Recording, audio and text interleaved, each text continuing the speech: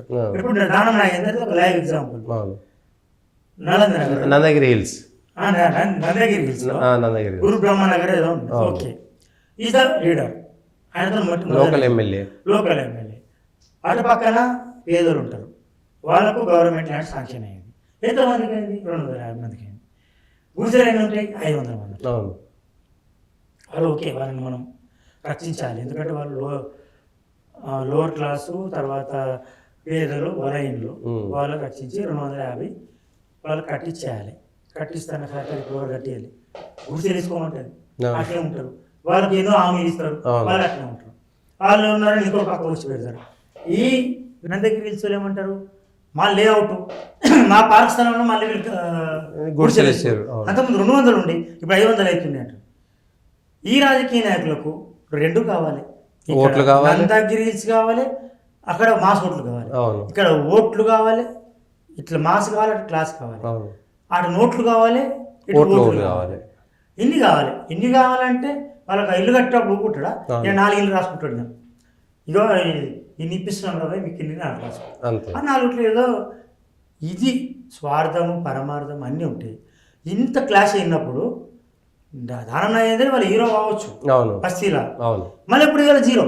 మళ్ళీ ఇప్పుడు అదే బస్తీలో వచ్చేయమంటున్నారు, ప్రభుత్వం లింకిపోయి నందగిరి హిల్స్ వాళ్ళు ఏం చెప్తే అది తింటున్నాడు, మమ్మల్ని ఏమో చదువుకోమంటున్నాడే అంటున్నాడు. మళ్ళీ ఇంకోళ్ళు వచ్చారు, కాబట్టి తెరదికి వచ్చాడు.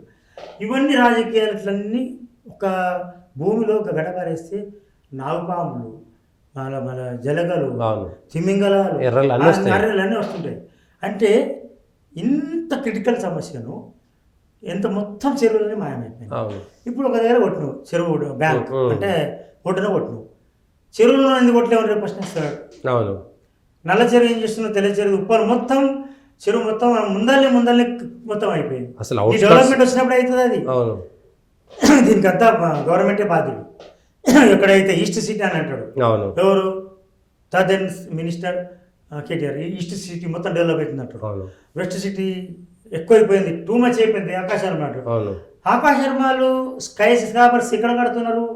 గండిపేట FTL ల్యాంక్ లెవెల్లో, లేకపోతే కోకపేట చెరువుల్లో. కోకపేట చెరువు లేదు, మొత్తం ఆకాశర్మాలు వచ్చినాయి. అంటే స్కై స్క్రాపర్స్ ఏమంటావు, చూస్తే ఆకాశంలో ఇల్లు ఉన్నాయి. మరి దీనికి అప్పుడు గవర్నమెంట్ లేదా, పవర్ఫుల్ గవర్నమెంట్ లేదా? ఇప్పటి రేవంత్ రెడ్డి ఈ కళ్ళు తిరుపు చర్యనా సరే కూల్చేసినావు, బాంబుక్ దౌలా ఏదో కూల్చేసినావు, ఎమ్మెల్యేని లోపలేసినావు. అప్పుడు కూడా ఎమ్మెల్యేని లోపలేసారు. రిజల్ట్స్ ఎక్కడికి కొట్టినప్పుడు 3 ఎమ్మెల్యేలు, 3 MLAs arrested. Asif Nagar, Karwan and Akbaruddin Owaisi లేడు అనుకుంటా. అక్బరుద్దీన్ ఓవైసీ అప్పటికి ఎమ్మెల్యే కాలేదు.